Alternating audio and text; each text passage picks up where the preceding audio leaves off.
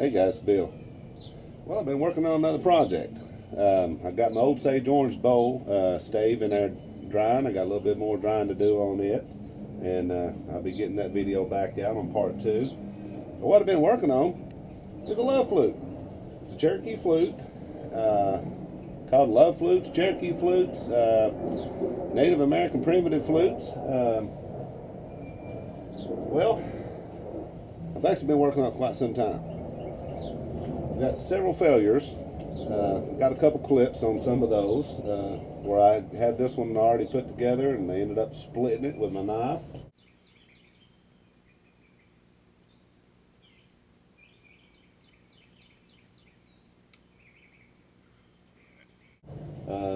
Had a bad failure on my birch flute I was going to make.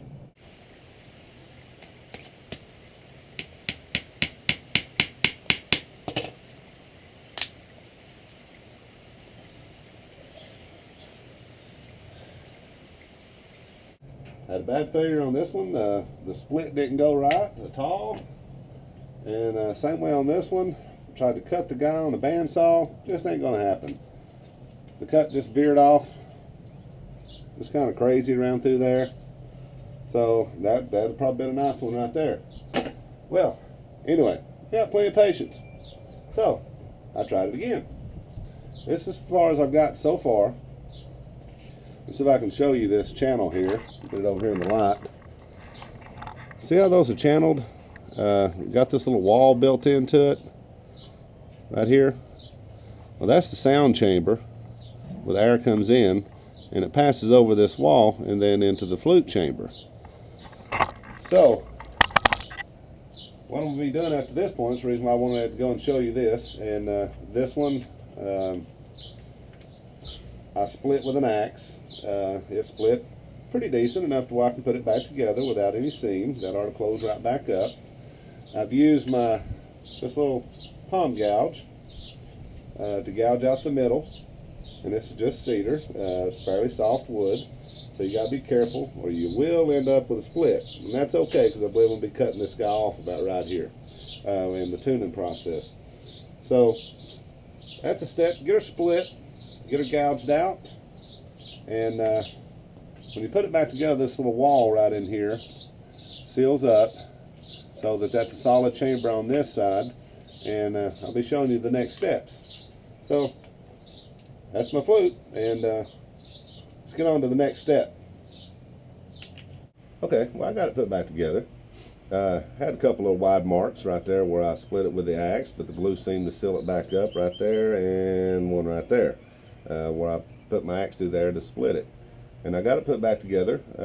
It's sealed up pretty good. It's pretty tight on this side right here. And before I put it together, though, I did 2 pilot holes from the inside out with a small drill bit on either side of that wall to help me identify where the wall was on the inside.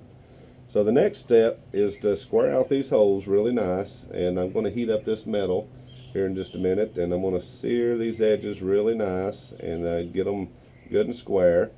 And on this hole right here, according to the experts, from right here to right there needs to be about 7.5 millimeters and 3/8 of an inch wide, and that's a pretty important step right there. And this hole over here I just duplicated the same right now. This hole here is going to be square, straight down beside the wall on this side and straight down the wall on this side. But on that side right there, it's going to bevel back like at a 45-degree angle, like you see in most whistles where it's got the little beveled spot in the air hole.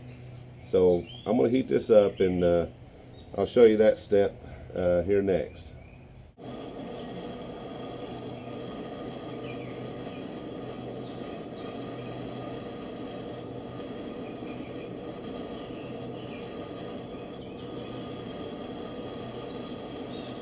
Alright, well, what I've got here is just a little piece of inner tube. I'm going to probably make a leather strap to hold this down. Now this is just a flat piece of wood there, just smoothed out on that side right there. It's really slick on that side and flat. And a lot of people will carve like, and I probably will later on, is carve what they call a little bird that sits up there, and it's generally an animal figure of some sort that they tie down on here. Now I'm going to pull you over here a little closer here so you can see that. See that little dip right there? Let me lay that down. Okay, I'll get you over here. See where I've channeled that out right there? Right between those holes. That is probably less than a 1/16 of an inch deep between that air hole and the sound hole there. And that gives a little place for the air to come through and jump up out of that hole and travel across that little flat area, and then the air gets split right there. And you put your bird right there. And let me put that on there and see what we've got going on here.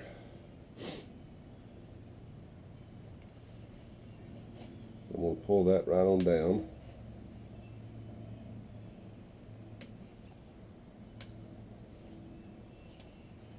Center that hole.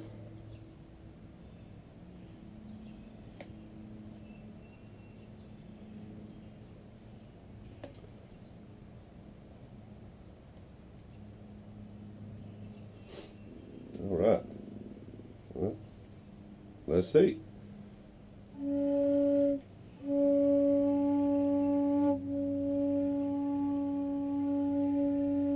We got tone. We got tone. Yay.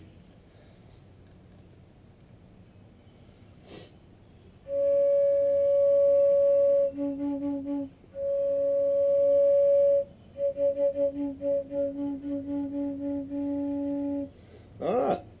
We got tone, guys. Well, the next and the last step is to put our holes in here so we can make some different sounds. All right. Well, I'm happy. Well, let's get to the next step. Okay. Well, the next step is to find equal distance. And I'm just going to do something simple here. Just about a hand width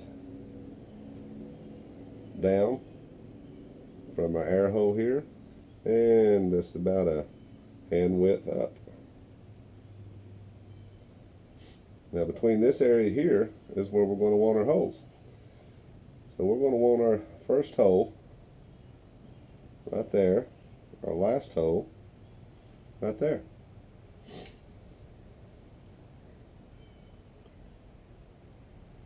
And just so that it's comfortable for your hands, we'll make my second hole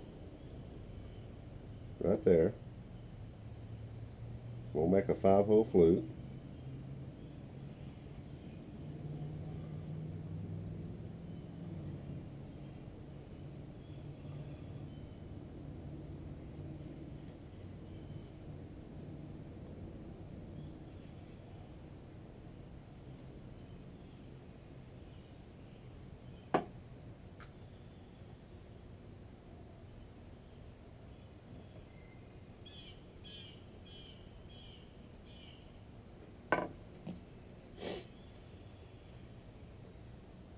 See how that feels.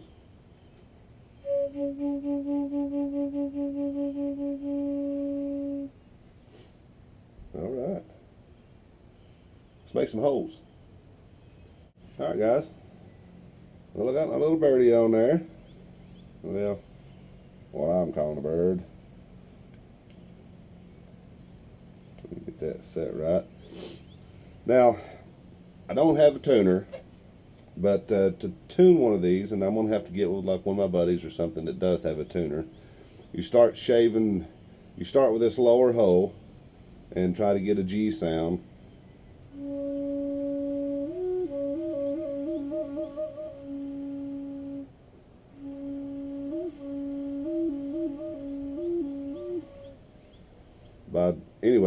By enlarging these holes a little at a time and shaving the end of the flute down just a little bit. So I'm not going to do any more to it until I do run across the tuner.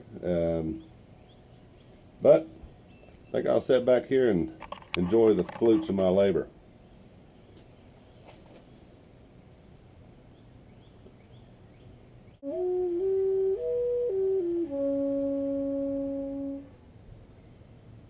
Well, you know. It quit raining.